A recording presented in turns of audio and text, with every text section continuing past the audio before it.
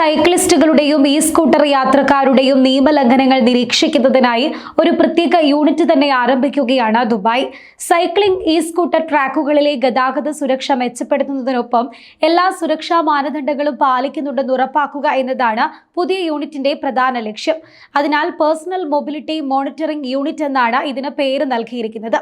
Dubai roads and transport അതോറിറ്റിയും Dubai പോലീസും തമ്മിലുള്ള സഹകരണത്തിലൂടെ ആരംഭിച്ച ഈ യൂണിറ്റ് സൈക്ലിംഗ് സ്കൂട്ടർ ട്രാക്കുകളിലെ ഗതാഗത നിയമങ്ങൾ പാലിക്കൽ, സൈക്ലിംഗ് പാതകളിലെ ഗതാഗതം നിയന്ത്രിക്കൽ, സുരക്ഷിതമായ റൈഡിംഗ് രീതികളെക്കുറിച്ചുള്ള പൊതുജന അവബോധം പ്രോത്സാഹിപ്പിക്കൽ എന്നിവയ്ക്കാകും മേൽനോട്ടം നൽകുക. നിലവിലെ ചട്ടങ്ങൾ പ്രകാരം നിയമം ലംഘിക്കുന്നവർക്ക് കൃത്യമായ പിഴ ചുമത്തും.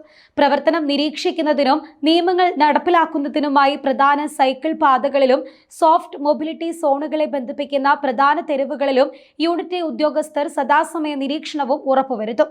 UAE സർക്കാർ സൈക്കിൾ യാത്രയെ ഒരു ആരോഗ്യകരമായ ജീവിതശൈലിയായും പരിസ്ഥിതി സൗഹൃദ ഗതാഗത മാർഗമായും പ്രോത്സാഹിപ്പിക്കുന്നതിനാൽ രാജ്യത്തുടനീളം മികച്ച സൈക്കിൾ ട്രാക്കുകൾ തന്നെ നിരവധി നിർമ്മിച്ചിട്ടുണ്ട്.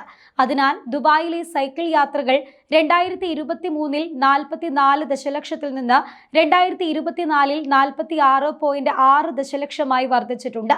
ഒരു വർഷം കൊണ്ട് മാത്രം കൈവരിച്ചത് 5% വളർച്ചയാണ്. അതേസമയം സ്കൂട്ടർ യാത്രകളും 30 ദശലക്ഷത്തിൽ നിന്ന് 32.3 ദശലക്ഷമായി ഉയർന്നിട്ടുണ്ട്. 8% ഒരു വർഷത്തിലുണ്ടായ വർധനവ്. സ്കൂട്ടർ സൈക്കിൾ ഉപയോഗത്തിൽ ഗണ്യമായ വർധനവ് രേഖപ്പെടുത്തിയതിനാലാണ് പുതിയ യൂണിറ്റ് ആരംഭിക്കാൻ തീരുമാനിച്ചിരിക്കുന്നത് എന്നും അധികൃതർ അറിയിച്ചിട്ടുണ്ട്. UAEയിൽ സ്കൂട്ടർ സൈക്കിൾ യാത്രകൾ കൂടുന്നതിനനുസരിച്ച് നിരവധി അപകടങ്ങളും റിപ്പോർട്ട് ചെയ്യുന്നുണ്ട്. 2024 മാത്രം ദുബായിൽ 254 സ്കൂട്ടർ സൈക്കിൾ അപകടങ്ങളാണ് റിപ്പോർട്ട് ചെയ്തത്.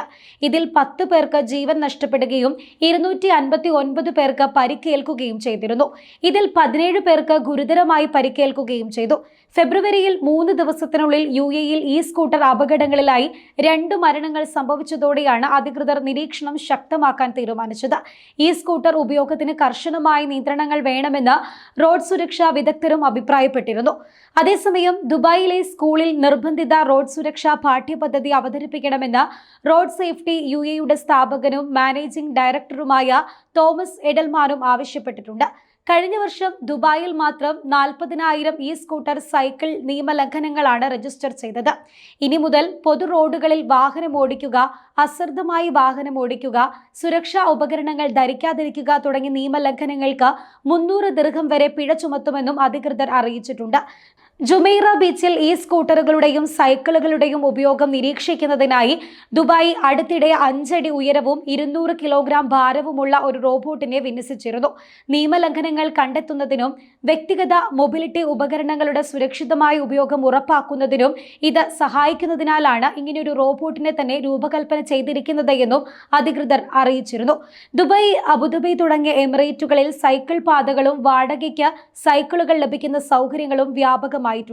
ചില പ്രധാന സ്ഥലങ്ങളിൽ ബൈക്ക് ഷെയറിംഗ് സംവിധാനവും നിലവിലുണ്ട്.